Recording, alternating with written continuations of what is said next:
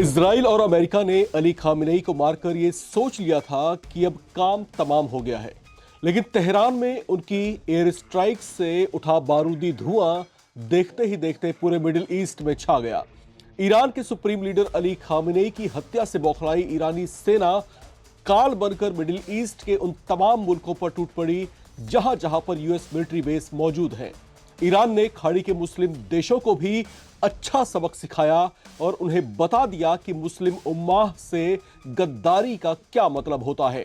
अमेरिकी राष्ट्रपति Donald Trump और इजराइल के प्रधानमंत्री नेतन्याहू ने खामेनेई की मौत के बाद करीब करीब यह मान लिया था कि अब खतरा टल गया है और अब आसानी से ईरान में सत्ता परिवर्तन का रास्ता साफ हो जाएगा। लेकिन ईरान की सेना ने भी दिखा दिया कि वे किस मिट्टी के बने हैं। आर्या पार की जंग में कूदे ईरान ने कोहराम मचा रखा है। ईरान के नए सुप्रीम लीडर की नियुक्ति के साथ यह साफ हो गया है कि ईरान अब एक नई ताकत के साथ मुकाबले को तैयार है। अली खामेनेई के पुत्र मोज्तबा खामेनेई को ईरान का नया सुप्रीम लीडर बनाया गया है। इन्हें लेकर चर्चा है कि ये अपने पिता अयातुल्ला अली खामेनेई से भी ज्यादा कठोर और सख्त मिजाज हैं। लिहाजा सुप्रीम लीडर बनते ही मोज्तबा खामेनेई ने अमेरिकी सेना, इजरायली डिफेंस फोर्स आईडीएफ और खाड़ी के तमाम मुल्कों को अपने होने का एहसास करवा दिया है। ईरान की ओर से हमले तेज कर दिए गए हैं और ईरान के सिक्योरिटी चीफ अली लारिजानी ने अमेरिका की चेतावनियों पर दो टूक कह भी दिया है कि ट्रंप को इन सब की कीमत चुकानी पड़ेगी। सऊदी अरब, कुवैत, कतर और संयुक्त अरब अमीरात समेत खाड़ी के कई देशों में जोरदार हमले और धमाकों से लोग दहशत में हैं। अमेरिकी राष्ट्रपति ट्रंप का ईरान को कमजोर समझने का भ्रम भी टूट गया है। दुनिया भर के एक्सपर्ट्स एक तरफा यही कह रहे हैं कि ईरान को अगर रोका नहीं गया या इस गतिरोध को जल्द शांत नहीं किया गया तो इससे वियतनाम युद्ध के बाद अमेरिकी सेना को सबसे बड़ा नुकसान हो सकता है। चर्चा इस बात को लेकर भी है कि ईरान का नया सुप्रीम लीडर चुन लिए जाने के बाद ईरान की सेना और सरकार एक नए जोश के साथ कुछ नई रणनीतियों पर अमेरिका के खिलाफ और इजराइल से मुकाबला करने को उतर सकती है। इससे अमेरिकी प्रशासन में भी हलचल देखी जा रही है। इस पर ट्रंप की ओर से एक बयान भी आया है। उन्होंने कहा कि मोज्तबा खामेनेई का सुप्रीम लीडर चुना जाना उन्हें स्वीकार्य नहीं है।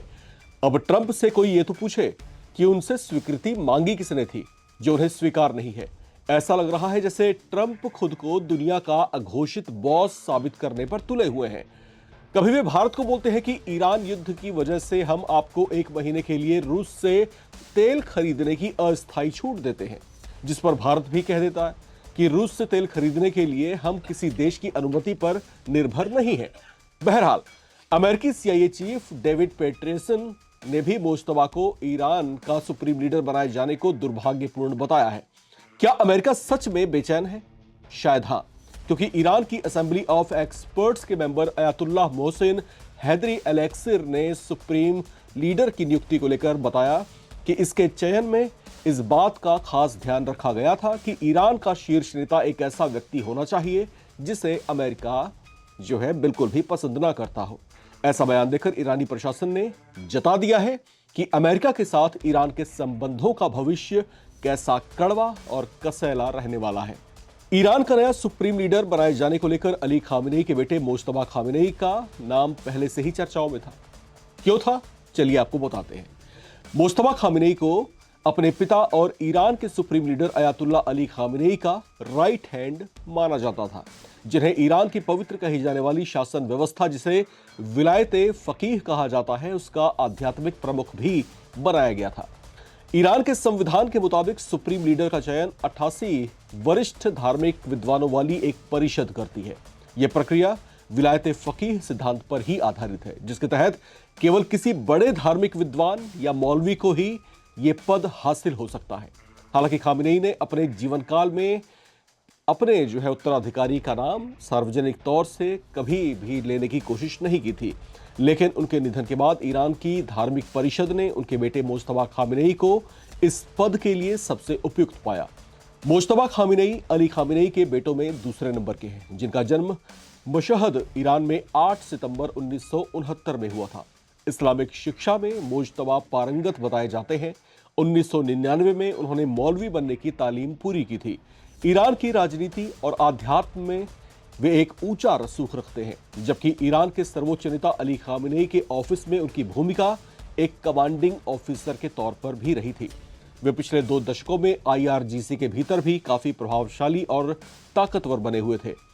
सूत्रों के मुताबिक Mojtaba Khamenei supreme leader Ali Khamenei के ज्यादातर कामों को कोऑर्डिनेट किया करते थे।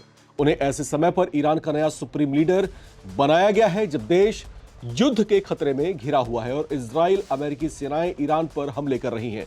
इसके साथ साथ ईरान में ही बहुत बड़ी संख्या में आंदोलनकारी सड़कों पर भी उतरे हुए दिखाई दे रहे हैं, जो सत्ता परिवर्तन की मांग और नए शासन व्यवस्था को लागू करने की मांग कर रहे हैं। ऐसे चुनौतीपूर्ण हालात में मुज्तबा खामेनेई को कमान सौंपी गई है। हालांकि ईरान में आंदोलनों का इतिहास भी बेहद पुराना है, जिसे अली खामेनेई अनेकों बार अपने जीते जी कुचलते रहे हैं। लेकिन अब की बार हालात ज्यादा भयानक हैं, ज्यादा चुनौतीपूर्ण हैं, क्योंकि अली खामेनेई ने 1999, 2009 और 2022 में देश में शुरू हुए भारी प्रदर्शनों को कामयाबी से कुचला था। लेकिन अमेरिका के साथ उनका दांव जो है सही साबित नहीं हुआ और अब 2026 में ईरान में भड़के आंदोलन को अमेरिका का समर्थन भी मिला हुआ है।